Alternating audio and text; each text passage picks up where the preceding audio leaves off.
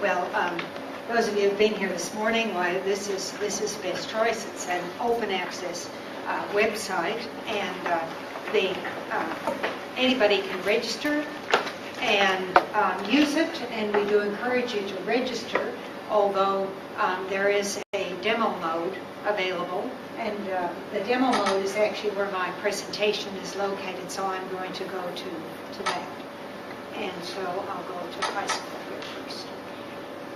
Now, Best Choice is really all about interactive learning, as I said this morning, and this man here has been my programmer and very much my partner in this development.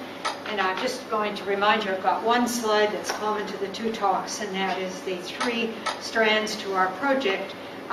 One is the actual creation of activities which we theorize will help to foster learning. The second part is to achieve usage, and then the third part is to analyze the usage data.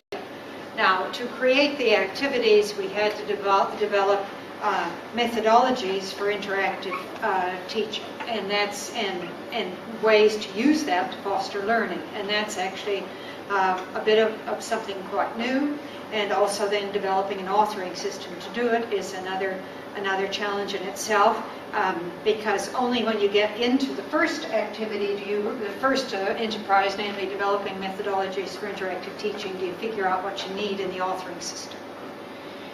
Then we want to achieve usage, and we do this by generally, we found the best way to get users on board is to create customized content for particular target groups. New Zealand high schools is one of these, and then to support both the learners and their teachers. And then finally, we analyzing the usage data. The data that we use is surveys which are completed at the end of each Best Choice learning activity, and as well as system data. And that system data is the sort of usage data that gets stored for every single user.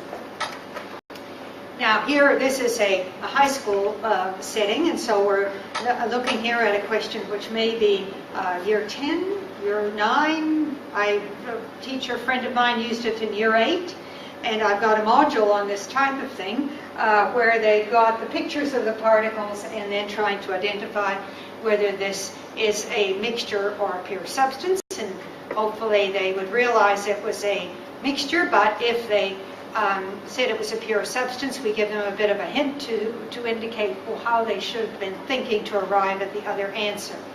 And then they're meant to count the different types of pictures to see how many different substances are present. So here we have 3. And then the big one, I mean, they get along okay with those two, but then this one is a hardie. How do you tell which ones are elements and which ones are compounds? Okay?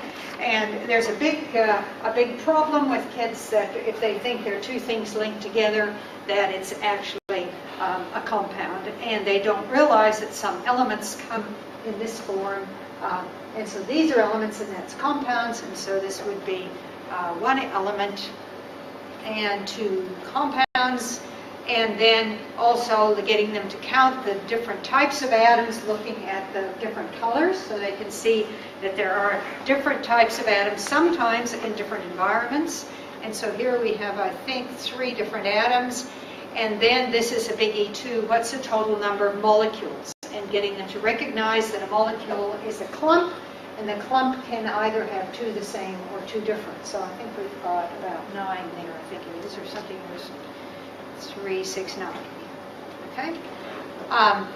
And then the next step is going from the picture to the symbolic representation, so that I give them the colors for the different types of atoms and give them this picture and say, we'll start with the central atom formula, or start the central atom symbol, and then type the formula for the substance using the usual chemical way, except we don't bother to get them to put in subscripts, but we reformat that for them, and then we go on and on here. And as you see, as we've been doing this, the score has been going up and up, and then this gives us the information that we made a mistake on 1, and that was up here, and that can be identified and re-evaluated. So this is the way way a type of page that we developed, and as you can see, we used quite a few different forms of answers. There were radio buttons, there were typing things in. We've got bits and pieces that are revealing themselves as they go along, the questions building, and the questions, once they're complete, are, it's a very printer-friendly format because you could print that and you would have a page which looked like an annotated textbook page. This was a problem I developed. I was doing something on structures, and lots of people do the diamond structure, and they show kids the diamond structure. But I thought, well, I was once involved with an exercise at the Chemistry Olympiad where kids were given tetrahedra, and they were asked to construct the diamond structure. And it's actually amazingly difficult giving tetrahedra to put them all together in the appropriate way to make the diamond structure. So I thought that kids might find it fun to start with these tetrahedra and build the diamond together. And so they put this one at the bottom of the 3 prongs, like so. All right.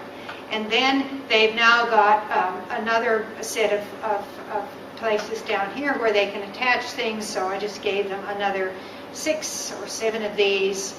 And I guess there's one where it has to click on, and one where it has to click on, and then